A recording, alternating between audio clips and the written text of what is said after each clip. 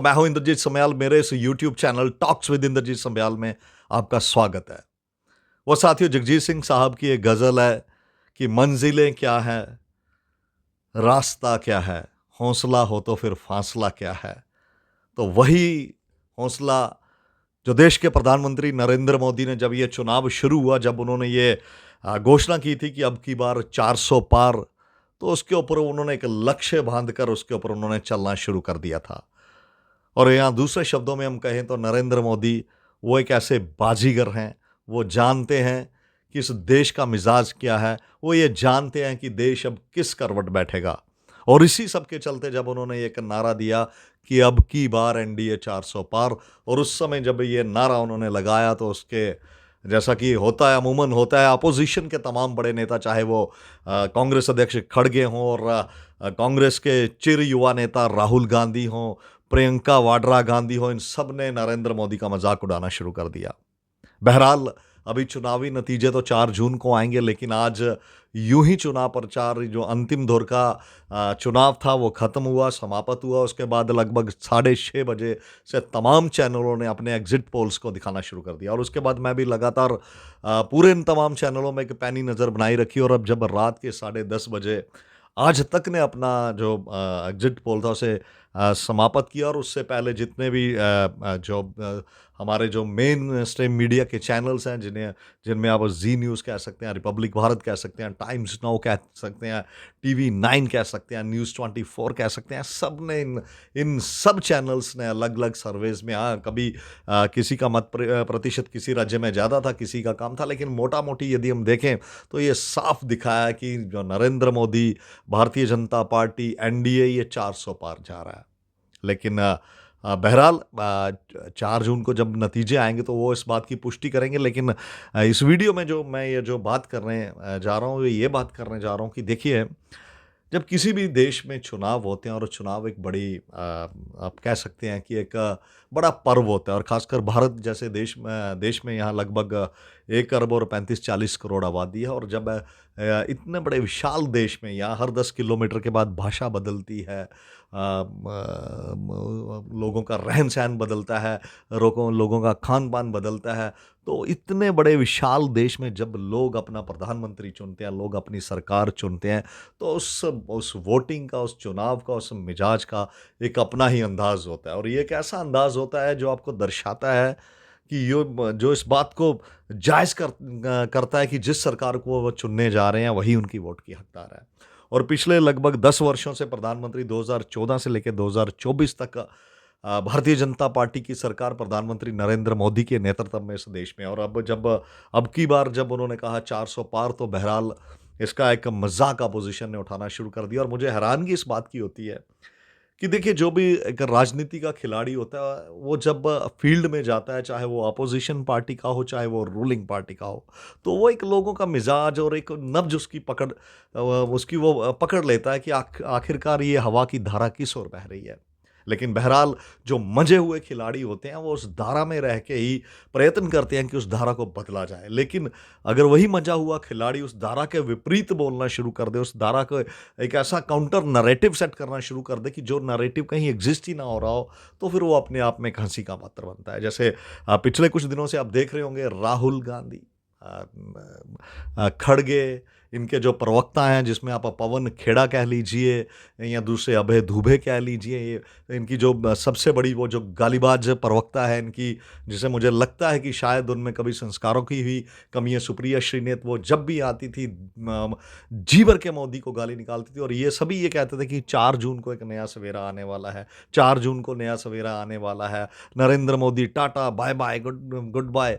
देखिए, मेरा ये मानना है कि देखिए, जब आप इस प्रकार की बात करते हैं तो उसकी कुछ ऑथेंटिसिटी भी होनी चाहिए।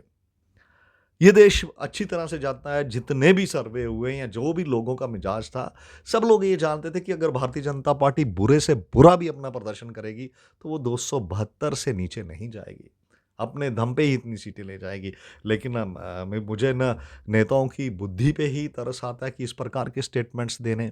और वो भी जब वो बिहार गए, तो आप देखिए, साथ में मटन खा रहे हैं, एक तरफ राहुल जी बैठे हैं, एक तरफ तेजस्वी यादव बैठे हैं, एक तरफ मीसा भारती बैठी है, एक तरफ प्रियंका गांधी बैठी है और बातों-बातों में ये मटन खाते-खाते वो बोलते हैं कि हाँ, इस बार तो ऐसा लग रहा है कि बिल्कुल टाटा गुड बाय।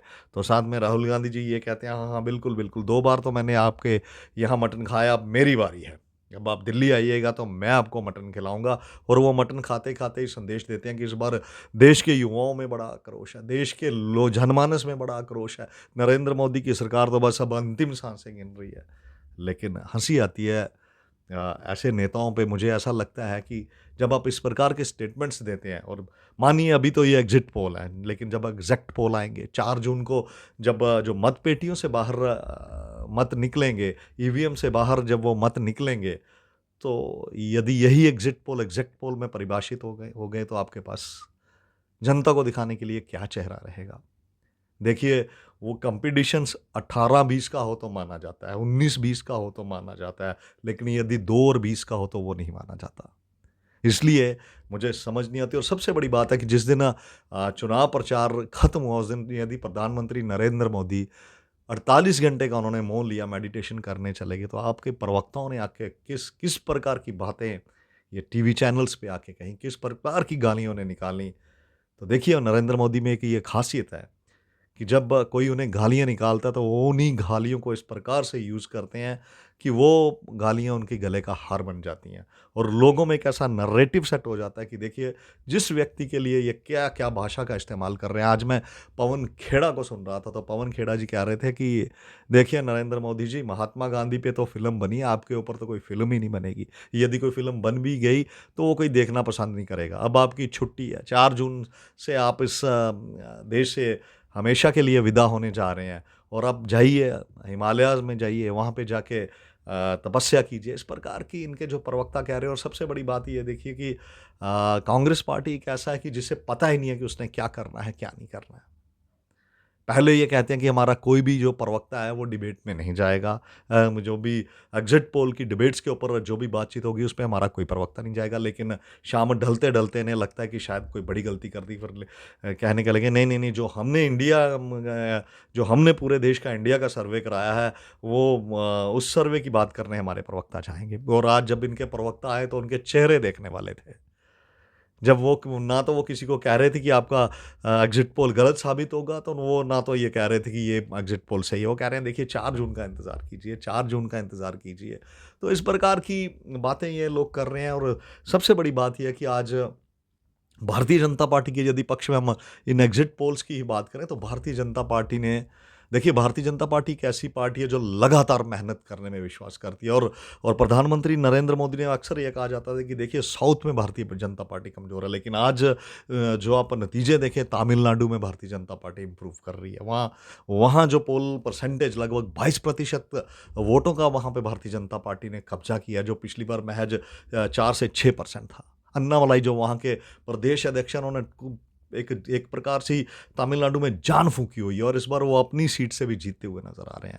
यदि दूसरी तरफ हम देखें, तेलंगाना में देखें वहाँ भारतीय जनता पार्टी 10 से 12 सीटें लेके आ रही है, एक बड़ा चंक लेके आ रही है और सबसे बड़ा आंध्र प्रदेश में देखिए वहाँ पे जो तेलुगु देशम पार्टी के साथ इनका गठबंधन है, वहाँ पे अच्छा खासा 20 से 21 सीटें ये गठबंधन लेके आ रहा है। उत्तर प्रदेश में वही लगभग जैसे मैंने आपको एक अपने पुराने वीडियो में कहा था कि भारतीय जनता पार्टी अपना सबसे बेहतरीन प्रदर्शन जो 2014 में किया था, उससे भी बेहतरीन प्रदर्शन करेगी और लगभग वैसा ही होता वहाँ पे दिखाई दे रहा है। 72 से 74 सीटें भारतीय जनता पार्टी वहाँ से लेके आ रही है। हालाँकि हम मान सकते हैं कि ये अभी एग्ज़िट पोल है, लेकिन एग्ज़िट पोल भी यदि आप देखिए तो तकरीबन एक खाका बना देते हैं। यदि आप एग्ज़िट पोल का इतिहास भी देखें तो सबसे पहले ये अमेरिका में 1936 में इसका इस्तेमाल किया गया था और वो एग्ज़िट पोल एकदम सटीक निकला था और उसके बाद भारत में ये सबसे पहले जो एग्ज़िट पोल किया गया था 1996 में किया गया था और उन एग्ज़िट पोल में भारतीय जनता पार्टी को एक बढ़त बताई थी और उस बार 1996 में भारतीय जनता पार्टी एक बड़ी पार्टी बन के उभरी थी। तो ये एग्ज़िट पोल का इतिहास है। हाँ, कई बार ऐसा भी होता है कि उलटफेर भी हो जाता है, कहीं वो एग्ज़िट पोल की जो प्रेडिक्शंस होती हैं वो गलत भी साबित होती हैं। लेकिन यदि आप मोटा-मोटा देखें कि तमाम चैनल्स, तमाम जो एजेंसी जिन्होंने सर्वे किया है, तो हो सकता है कहीं कोई 2-4 सीटें कहीं किसी पार्टी को ज़्यादा दिखा रहे हैं, किसी को कम दिखा रहे हैं, लेकिन मोटा-मोटा ये सभी मान रहे हैं कि एनडीए जो गठबंधन है वो पूर्ण बहुमत से सत्ता में आ रहा है। भारतीय जनता पार्टी अपने दम पे 311 से 15 सीटें लेके आ रही है और यदि हम इसका पोल्स ऑफ पोल्स निकालें, एग्जिट पोल का पोल्स ऑफ पोल्स निकालें तो भी उसमें ये लग रहा है कि जो एनडीए गठबंधन है 401 402 के आंकड़े को छू रहा है। तो बहरहाल 4 जून का तो हम सबको इंतज़ार रहेगा। ये एग्ज़िट ही पोल है, लेकिन सबसे बड़ी बात ये देखने वाली है कि आज कांग्रेस पार्टी को ये आत्मचिंतन करना चाहिए, तमाम अपोज़िशन पार्टी को भी आत्मचिंतन करना चाहिए कि चुनाव किस प्रकार से लड़ा जाता है। चुनाव इस प्रकार से नैरेटिव नहीं सेट किया जाता कि जो नैरेटिव ज़मीन पे हो नहीं, और आप ऐसा नैरेटिव लोगों के दिमाग में घुसाएँ, वो एक दो लोगों को बोलें कि संविधान से छेड़छाड़ हो रही है, 4 जून को नरेंद्र मोदी विदा हो रहे हैं। यदि कोई अंधा व्यक्ति भी हो, उसे इस पूरे देश में से घुमाया जाए तो वो भी कहीं ये कहेगा कि मुझे नरेंद्र मोदी के खिलाफ कहीं कोई एंटी इनकम्बेंसी नहीं दिखाई दे रही है। और ये इस प्रकार का नैरेटिव सेट कर रहे थे तो लोग भी हंस रहे थे, और वही हो रहा है। यदि आप कांग्रेस को देखें तो 50 से 60 सीटों का ये आंकड़ा बता रहे हैं कि कांग्रेस पार्टी लेके आ रही है। तो बहरहाल हमें 4 जून का इंतज़ार रहेगा, और लेकिन आज के जो एग्जिट पोल ने ये साबित किया है कि नरेंद्र मोदी एक ऐसे नेता हैं जो वो सोचते हैं, फिर उसे साधते हैं, फिर उसे पूरा भी कर देते हैं। यदि आप विश्व का इतिहास देखें तो टोनी ब्लेयर भी 3 बार निर्वाचित हुए, मार्gaरेट थैचर भी 3 बार निर्वाचित हुईं, लगातार 3 बार जीते, लेकिन उन दोनों यदि आप इन लोगों का जीत का आंकड़ा देखें तो इनका जीत का आंकड़ा घटा है। लेकिन नरेंद्र मोदी विश्व के ऐसे नेता हैं जो लगातार तीसरी बार भारत के प्रधानमंत्री, यदि हम एग्जिट पोलों की माने तो बनने जा रहे हैं, लेकिन बहुमत उनका पहले 2 जो कार्यकाल थे उससे भी ज़्यादा बढ़ा हुआ है। तो ये अंतर है नरेंद्र मोदी की लीडरशिप का, ये अंतर है कि नरेंद्र मोदी कैसे स्टेट्समैन है। वो लगातार 3 बार गुजरात के मुख्यमंत्री रहे, और अब आप देख सकते हैं कि अब ये तीसरा टर्म जो वो भारत के प्रधानमंत्री का भी 4 जून को जब नतीजे आएंगे तो निश्चित रूप से वे करेंगे। तो बहरहाल इस वीडियो में मेरा आपसे बात करने का यही था कि एग्जिट पोलों ने जिस देश का मिजाज है वो पूर्ण रूप से दर्शा दिया है।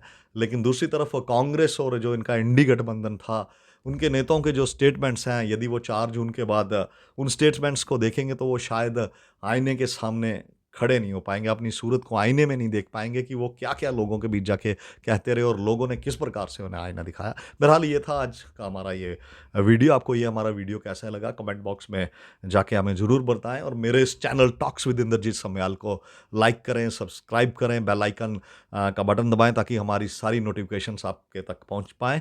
आपके एक लाइक, सब्सक्राइब, शेयर से हमें वो ताकत मिलती है कि हम ऐसे वीडियोज़ और आपके समक्ष लेके आएँ।